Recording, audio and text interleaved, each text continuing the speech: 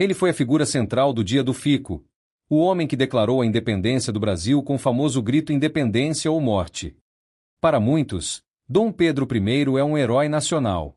Mas a história real do nosso primeiro imperador é muito mais complexa e cheia de loucuras.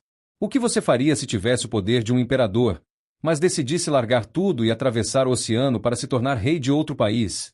Esta é a história de Dom Pedro I, o monarca impetuoso que abdicou do trono do Brasil para lutar pela coroa de Portugal.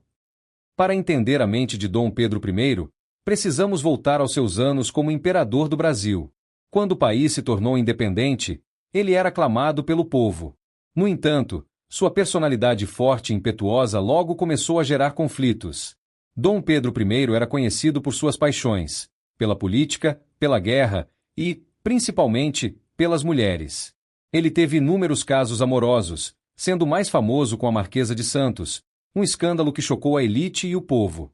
Politicamente, ele também não era nada convencional.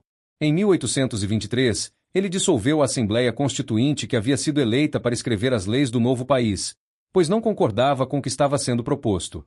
Em vez disso, ele outorgou a sua própria Constituição em 1824. Essas atitudes autoritárias criaram uma oposição fortíssima.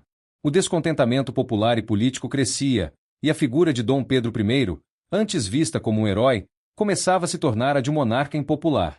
A sua loucura e impulsividade estavam preparando o terreno para a reviravolta mais inesperada da sua vida. O caminho de Dom Pedro I rumo à abdicação foi pavimentado por uma série de crises e tragédias. A primeira foi a perda da província cisplatina, que se tornou Uruguai em 1828. A derrota na guerra foi um golpe pesado para a moral e a economia do império. Mas a maior de suas preocupações não estava no Brasil, e sim em Portugal. Com a morte de seu pai, Dom João VI, Dom Pedro I herdou a coroa portuguesa. Ele se tornou, por um breve período, o rei Pedro IV de Portugal. No entanto, a elite brasileira não aceitava que seu imperador também fosse o rei de outro país, suspeitando de um desejo de unificar as coroas. Para resolver a crise, ele abdicou do trono português em favor de sua filha, Maria da Glória, que tinha apenas 7 anos. A condição era que ela se casasse com seu tio, o irmão de Dom Pedro I, o príncipe Miguel. Esse acordo, que parecia lógico, foi o início de um pesadelo. Miguel traiu o acordo, usurpou o trono e se declarou rei absoluto de Portugal, dando início a uma guerra civil. A situação no Brasil, somada à crise em Portugal e à morte de sua primeira esposa, a imperatriz Leopoldina, fez com que a popularidade de Dom Pedro I despencasse. A figura do imperador, antes herói, estava em ruínas. Com a pressão popular e política insustentável, Dom Pedro I percebeu que não tinha mais o apoio do povo.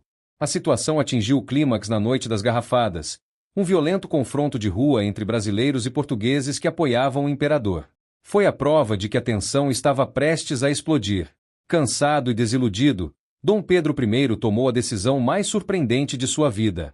Na madrugada de 7 de abril de 1831, ele assinou o documento de sua abdicação em favor de seu filho, que tinha apenas 5 anos de idade. Prefiro largar tudo e ir para a Europa do que ser humilhado, ele teria dito. Em um ato de desapego e irresponsabilidade, ele deixou o império nas mãos de uma criança, o futuro Dom Pedro II, e embarcou em um navio com sua segunda esposa e as filhas.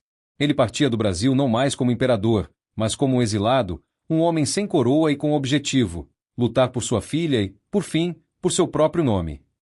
Ao chegar na Europa, Dom Pedro I não encontrou paz. A situação que ele havia deixado em Portugal era um caos total.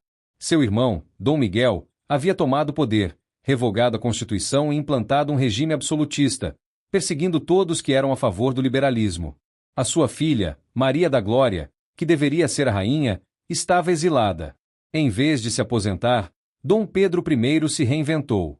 Ele assumiu o título de Duque de Bragança e, com a ajuda financeira de alguns aliados, montou um pequeno exército de mercenários. Ele, o homem que havia sido o imperador de um país continental, tornou-se um soldado, um guerreiro. Em 1832, ele liderou suas tropas em um desembarque arriscado no Porto, dando início a uma guerra civil para devolver o trono à sua filha e restaurar a Constituição.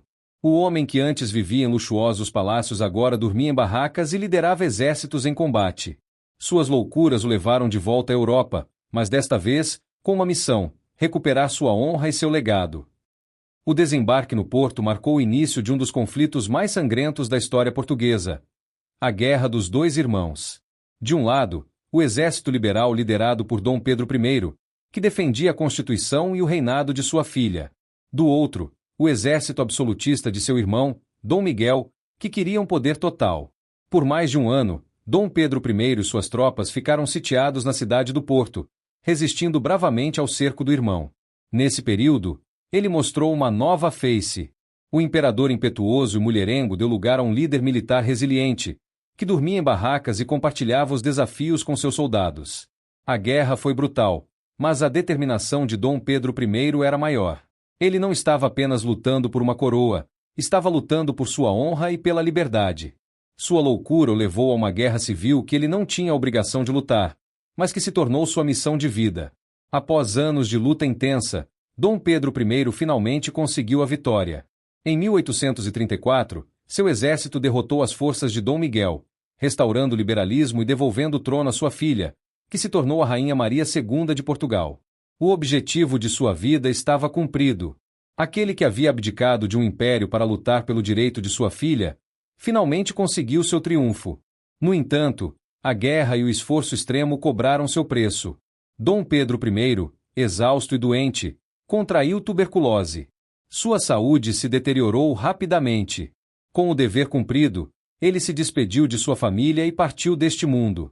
Aos 36 anos, o homem que foi imperador do Brasil e rei de Portugal, morreu no Palácio de Queluz, mesmo lugar onde havia nascido. Em um dos seus últimos desejos, ele pediu para ter seu coração retirado do corpo e guardado na Igreja da Lapa, no Porto, em uma última prova de amor pela cidade que resistiu com ele. A história de Dom Pedro I é a prova de que a vida de um homem pode ser mais intrigante que a ficção. Em Portugal, ele é lembrado como o rei soldado, o libertador que lutou pela Constituição e pela liberdade. No Brasil, ele é o primeiro imperador, a figura que, com sua impetuosidade e coragem, proclamou a independência de um país. Suas loucuras, sua vida cheia de excessos e suas decisões políticas controversas não apagaram o fato de que ele foi um dos personagens mais importantes e fascinantes da nossa história. Quase 150 anos após sua morte, em 1972, seus restos mortais finalmente retornaram ao Brasil, descansando no Monumento da Independência, em São Paulo. Foi uma viagem de volta para a pátria que ele ajudou a criar e que, mesmo após ter sido abandonada, o recebeu de braços abertos. E a jornada de Dom Pedro I, de imperador a soldado, mostra que a história é muito mais complexa e fascinante do que imaginamos. Um homem de paixões e impulsos, que abdicou do poder em um país para lutar por um ideal em outro. O que você achou dessa história? Deixe sua opinião nos comentários. Sua participação é muito importante para nós. Se você gostou do vídeo, não se esqueça de deixar o seu like. Se ainda não for inscrito, inscreva-se no canal e ative o sininho para não perder os próximos mistérios e curiosidades do nosso Brasil.